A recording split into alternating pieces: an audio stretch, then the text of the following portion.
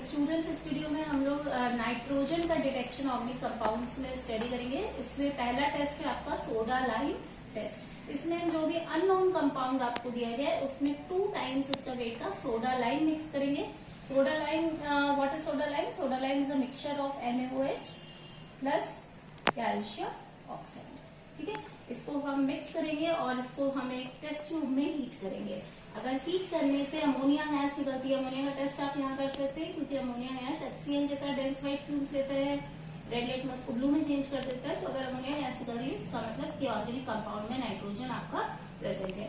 बहुत सारे जो नाइट्रोजन कंटेनिंग कंपाउंड्स हैं जैसे नाइट्रो डायजो कंपाउंड्स, ये टेस्ट ट्यूब नहीं देते हैं, लेकिन इसका मतलब ये नहीं है कि अगर सोडा लाइम टेस्ट नेगेटिव आ रहा है तो उसमें नाइट्रोजन नहीं है।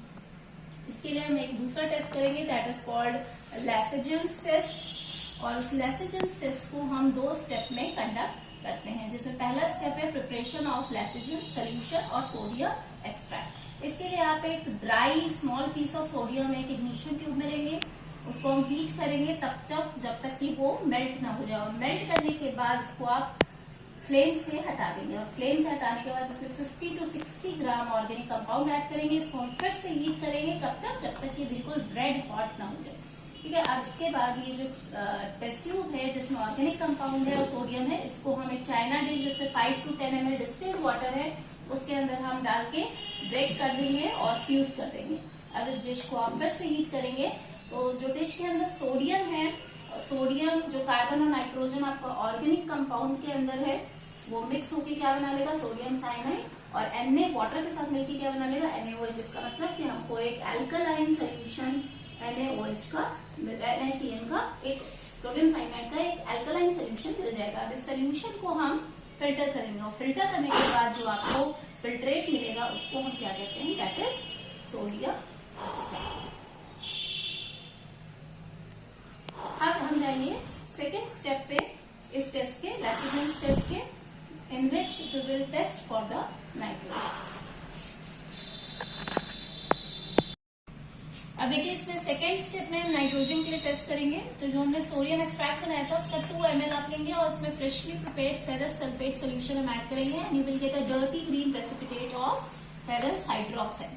अगर ये प्रेसिपिटेट आपको नहीं मिलता है तो हम उसमें NaOH डालेंगे, फ्यू ड्रॉप्स बॉइल करेंगे और कूल करेंगे, and in that case now this cool solution you will add few drops of ferric chloride solution and excess concentrated HCl। इन दोनों को आप ऐड करेंगे तो आपको एक प्रूशियन ब्लू कलर का कलर दिखाई पड़ेगा या प्रूशियन ब्लू प्रेसिपिटेट दिखाई पड़ेगा, जो कंफर्म करता है नाइट्रोजन को। अब इसको अगर इक्वेशंस की मदद से समझना चाहते हैं तो यहाँ देखिए इसमें 3 इक्वेशंस इन्वॉल्व है। फेरस सल्फेट NaOH के साथ रिएक्ट करके ग्रीन प्रेसिपिटेट फेरस हाइड्रोक्साइड का दे रहा है, यहाँ पे जो बताया था मैंने, और सोडियम साइनाइड जो सोडियम एक्सट्रैक्ट में प्रेजेंट है, ये NaCN आपका कहाँ से आया है? सोडा एक्सट्रैक्ट से आया है, ये सोडियम एक्सट्रैक्ट से आया है, sodium extract. Now this sodium extract ferrous hydroxide के साथ रिएक्ट करके आपको सोडियम फेरोसाइनाइड देगा, और sodium ferrocyanide in turn ferric chloride के साथ रिएक्ट करके फेरिक फेरोसाइनाइड देगा, जो कि प्रूशियन ब्लू कलर का है। यही वाला जो कंपाउंड है वो प्रूशियन ब्लू कलर का है, that is ferric ferrocyanide. Now this is the test for nitrogen if the organic compound contains nitrogen, but अगर नाइट्रोजन के साथ सल्फर भी प्रेजेंट है कंपाउंड में तो सेम टेस्ट आपको जो है इन्वॉल्व करेगा। सोडियम साइनाइड की जगह क्या बन जाएगा? सोडियम सल्फोसाइनाइड बनेगा। और अगर आप वही टेस्ट रिपीट करेंगे जो ऊपर वाला है, इसमें फेरिक क्लोराइड आप डालेंगे तो आपको क्या ब्लड रेड कलर यहाँ पे दिखाई पड़ेगा। This is blood red colour compound, this is due to the formation of ferric sulfocyanide. This is ferric sulfocyanide which is of blood red color, and this will confirm the presence of both nitrogen and sulfur in the organic compound.